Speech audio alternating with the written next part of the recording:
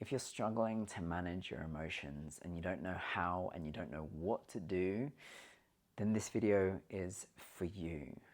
Hi, my name is David. For those of you who don't know me, I work as a relationship consultant as part of Sex.Prayers with my partner Tiffany, and in tangent with that, I work individually with people who are looking to find clarity in their life. If you have something in your life where you're going, I don't really know, when someone asks you what you think the answer or the solution might be, then that's where I come in.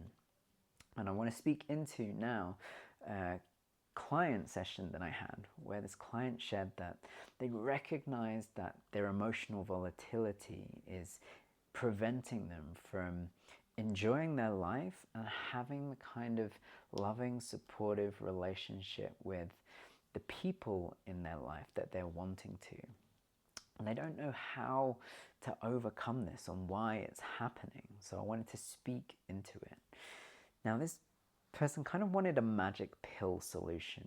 You know, we'd spent some time together and I'd seen some of the stuff that had been going on and recognizing that having emotional mastery, being able to control the emotions, was going to be key to living the life that they wanted. And they asked, okay, well, how do I do that? My honest response was, I don't know yet. Because there isn't really like a blanket magic pill. I can give broad outlines, broad brush strokes. I'm going to give that to you as a stepping stone in that direction. But really, it's going to be individual to you, because you are a unique expression of divine consciousness inhabiting this limited human experience that you're having.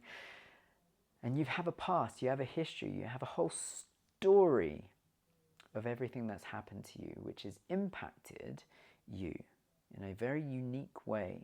And as a result, what it is that you need as an individual is going to be different to what someone else needs. Yes, broadly speaking, there are going to be similarities. Broad brush strokes kind of get the same idea, but really, your individual story is a big component to that. And I want to speak into why and how. Okay, so in tantric teachings, where to begin? We have this layers of consciousness mapping, if you will. It's just a map. It's just a way to understand things better. And part of this map is the heart-mind layer of consciousness. And this speaks into the idea that thoughts and emotions aren't separate as we seem to think that they are or believe them to be, especially in the West. But actually, they're inextricably linked in tantric teaching. They're actually, as I said, part of the same layer of consciousness. They have just differing vibrational qualities, but they're two sides of the same coin. So you have the mental end of the spectrum or side of the coin, which is more intellectual and linguistic vibration of consciousness. And at the other end of the spectrum, the other side of the coin, you have the somatic, felt experience of emotionality, that vibration of consciousness. Now, they're all part of the same spectrum, but just at opposite ends. And as a result, you can't have a thought without a feeling or a feeling without a thought. They are intertwined. This means that when you have thoughts, you will have an attached emotional experience. The thing is, we can't fully control our thoughts. You can manage your thoughts. You can rehabilitate your mind to encourage particular thoughts, but you can't control them. This is why I say, if I say don't think of a pink elephant, your brain thinks of a pink elephant, because in order to negate it, it first has to think of it. As a result, we have thoughts that we can't control and that can sometimes be undesirable. Thoughts that we don't want, thoughts that we don't want to entertain, thoughts that we don't want to experience. Thoughts that arise because of our lived experience, because of our past, because of our beliefs. When we experience these thoughts based on our lived experience, based on our beliefs, things that have happened to us that encourage particular thoughts to come up, maybe even to repeat, we have an emotional response to that thought or to those thoughts. We have a somatic experience. We feel something in our body related to the thought that we experience intellectually. Sometimes, because these thoughts can be undesirable, these emotions equally can be undesirable, unwanted, unenjoyable. And we can then create an entire narrative around that emotion. I shouldn't experience this emotion. This emotion is bad. I hate it. And all of this negativity around it. The negativity is actually, again, a thought construct related to the emotion. The thing that also happens is, because, like I just said, we have thoughts which then lead to emotions, and these emotions can then refuel more thoughts, sometimes negative ones. And what happens is it gets caught in a loop. You have an unwanted thought, which leads to an unwanted emotion, which fuels an unwanted thought, which enhances an unwanted emotion, and it loops. It kind of turns into the white noise, the static, the you know, when you put a microphone up against a speaker and it spirals. And it's the same thing with the thoughts and emotions. To make it worse, emotions are just a chemical response in the body.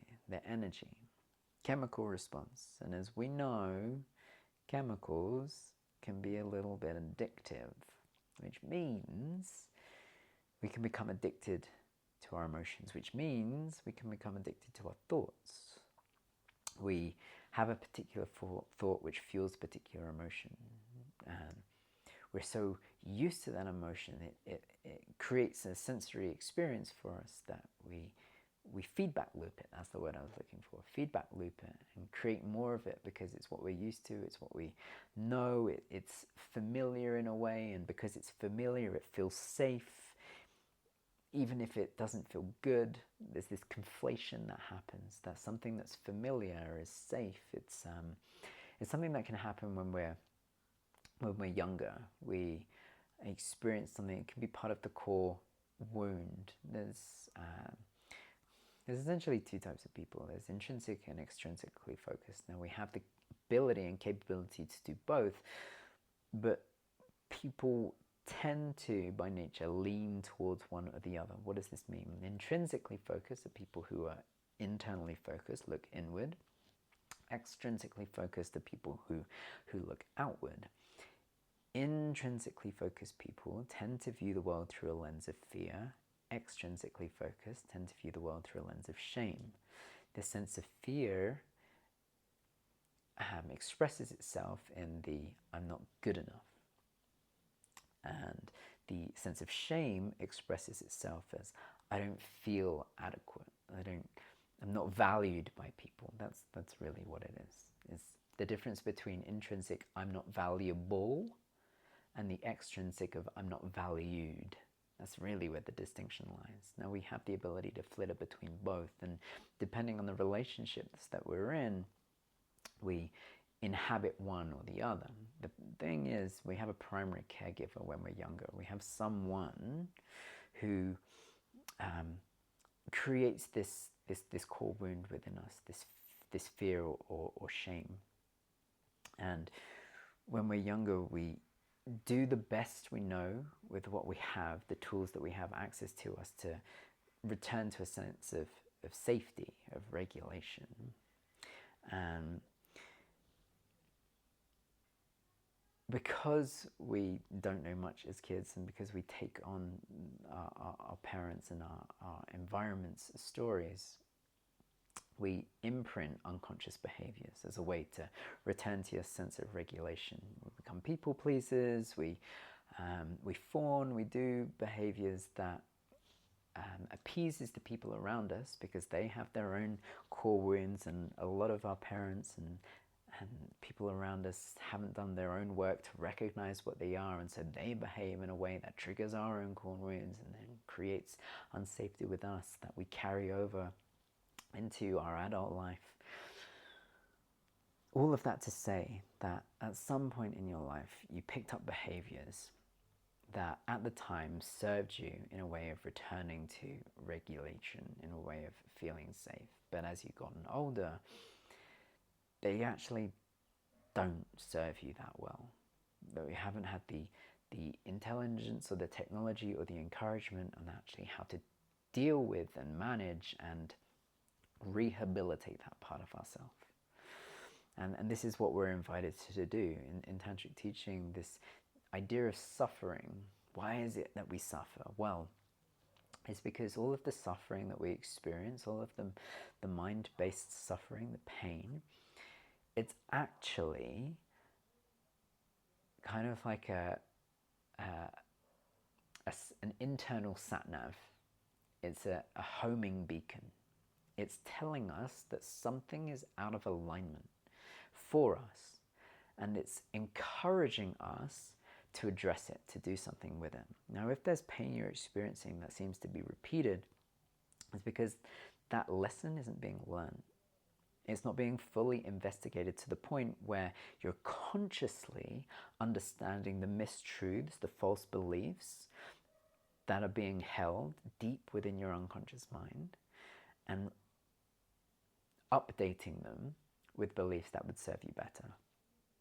And until you're able to do that, suffering can continue. The cycle of pain continues until the next point when it shows up as another invitation. Hey, you still haven't figured this out yet. I'm inviting you to deal with it because you have the ability to, and you have the affinity towards residing in essence nature, in this divine, infinite, beautiful, love-focused, free and blissful consciousness that resides within you, waiting for you to discover it when you step away from the limited perception of your stories and egotistic narrative of who you believe yourself to be. That false belief, when you can step away from that and return to the truth and see reality for the truth that it has to offer, you can step away from ignorance and reside in awareness. Then you can let go of the suffering that you're experiencing and recognize that it's not yours. It is not who you are. It doesn't have to define you. Just because it was part of your past doesn't mean it has to be part of your future. You can let it go. But it can take work, it can take effort, and it does take conscious awareness. It takes energy to create that change, and it can be challenging to do alone. This is why having support in doing that from someone who isn't as emotionally invested, isn't going to be triggered in the same way, doesn't have the association of wounding to you, and have a separate sense of perspective, can call you out and let you see and let you notice when you are being controlled by, for want of a better word, those unconscious behaviors, narratives, stories, and invite change, because it's possible.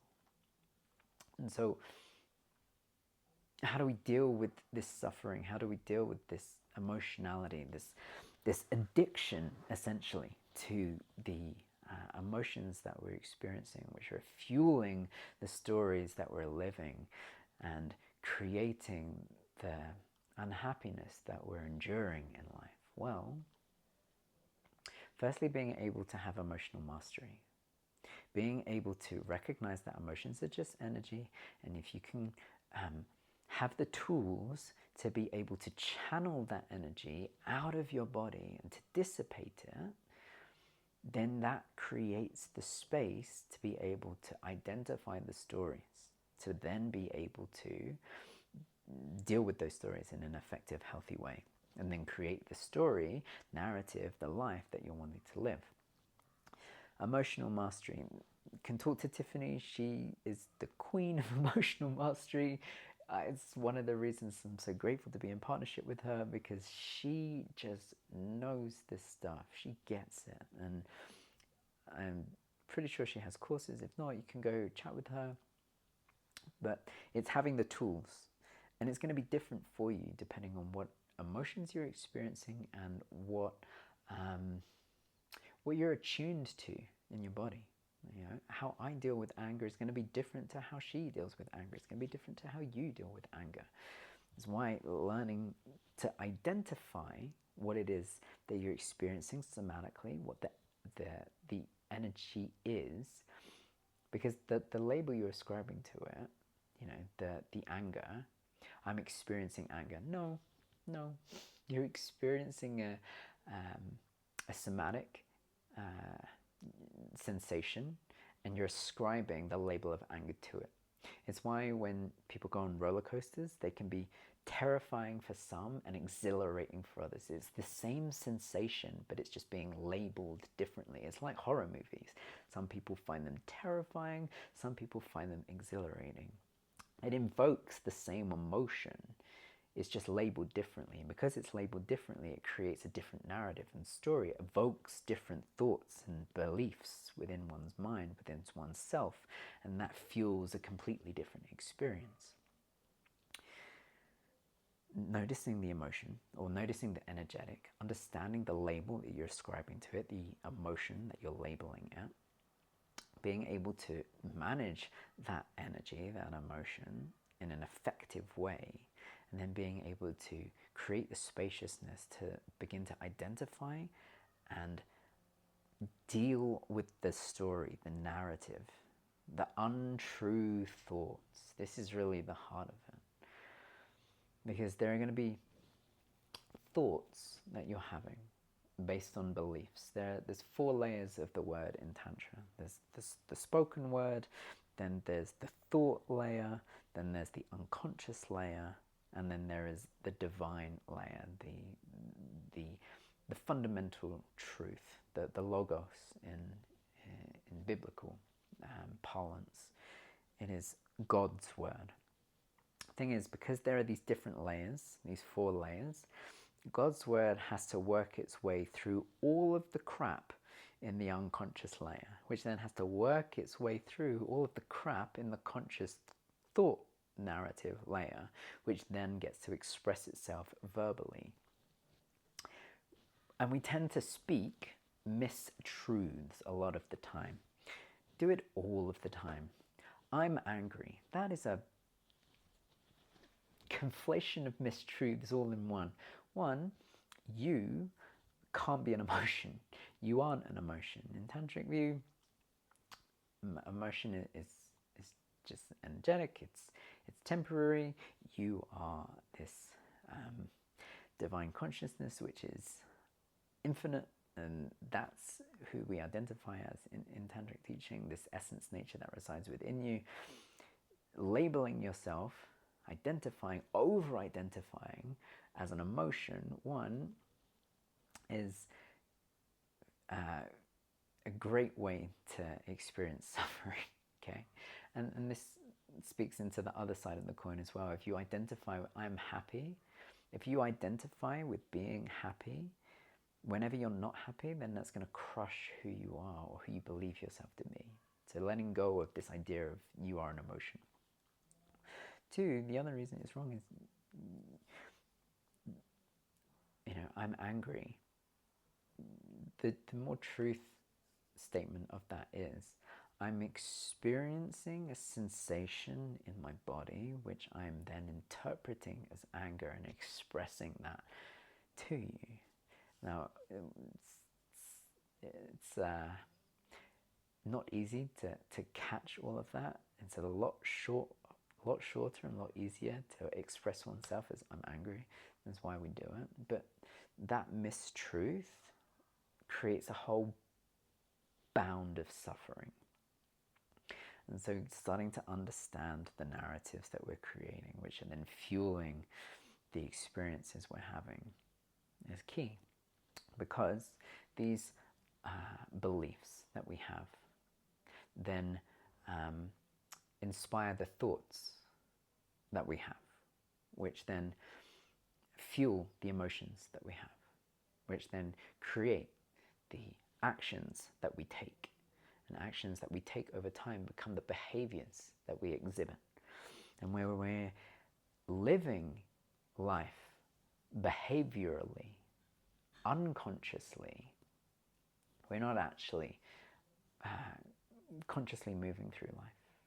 We're become unconscious. We become just on autopilot, doing things because that's what our unconscious beliefs have created us to do, encouraged us to do. Having the